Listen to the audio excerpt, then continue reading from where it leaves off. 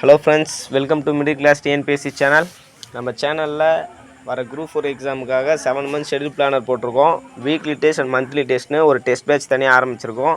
அந்த டெஸ்ட் பேட்சுக்கு 7 மாதத்துக்கு சேர்த்தே ஃபீஸு 50 ரூபா தான். பே பண்ணி ஜாயின் பண்ணிக்கோங்க. யாரெல்லாம் ஜாயின் பண்ணலையோ அவங்க மட்டும் ஜாயின் பண்ணிக்கோங்க. ஓகேவா? சரி, ஓகே.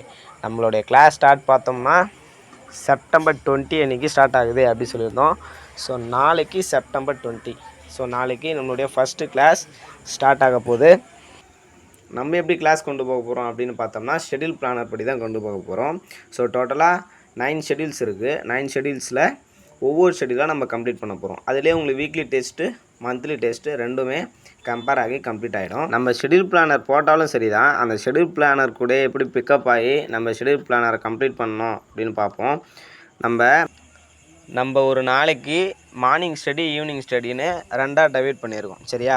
2 நாள் தமிழ் படிப்போம், 2 நாள் ஜிஎஸ் படிப்போம். 2 நாள் தமிழ் படிப்போம், 2 நாள் ஜிஎஸ் படிப்போம். அப்படி தான் நம்ம ஷெடியூல் பிளானர் போகும். கரெக்டாக ஒரு 8 நாளுக்கு அப்புறமேட்டு நம்ம என்ன ஸ்டடி பண்ணோமோ அதுக்கான டெஸ்ட் எழுதுவோம். சரியா? இப்போது இது கூடவே ஒரு சின்னதாக ஒரு விஷயத்தை ஆட் பண்ணிக்கோங்க.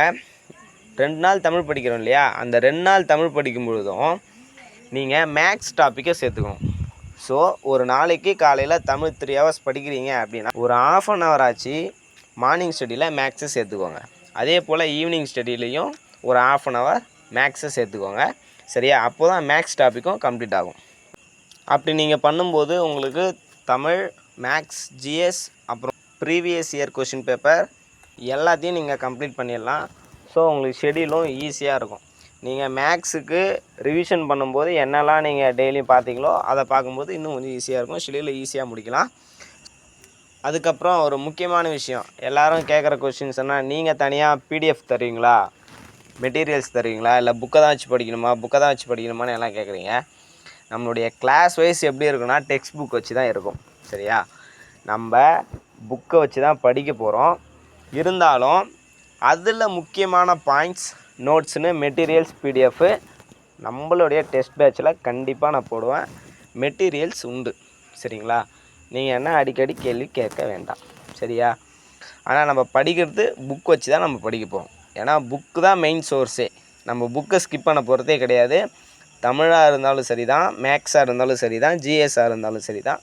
ஃபஸ்ட் ஆஃப் ஆல் புக்கு தான். நெக்ஸ்ட்டு அதிலிருந்து நம்ம நோட்ஸ் பாயிண்ட்ஸ் எடுத்து தான் மெட்டீரியல் எடுக்க போகிறோம். ஓகேவா? ஓகே. நாளைக்கு எல்லோரும் மிஸ் பண்ணாமல் கிளாஸ் அட்டெண்ட் பண்ணுங்கள்.